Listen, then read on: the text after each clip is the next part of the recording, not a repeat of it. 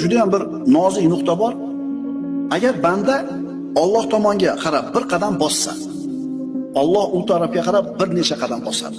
Banda Alloh taologa qaytay, bo'ldi endi tavba qilay degan fikrni kallasiga olib kelishligi bilan hali hech narsa qilmadi, qaranglar. Bo'ldi endi bugundan ichmayman dedi. Bo'ldi bugundan boshlab namozni boshlayman dedi.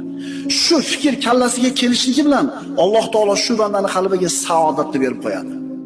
Xotirjamlik berib qo'yadi, taskin berib qo'yadi. Shu etapdan o'tganmiz ko'pchiligimiz. Bo'ldi. Ertadan namoz boshlayman deganingizda bilasizmi qanaqa maza qilgansiz? Eslangda.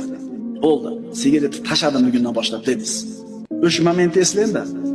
Alloh taolo bandasini tavbasiga shuna bir mushtoq bo'lib turadi. Alloh taolo bandasini tavba qilishini shunaqa yaxshi ko'radi. Hali hech narsa qilmadi. Nima qildi faqat? Bo'ldi. Ertadan bomdodga chiqib namozni boshlayman deyishiga bilasizmi qanaqa xotirjam bo'ladi qalbi?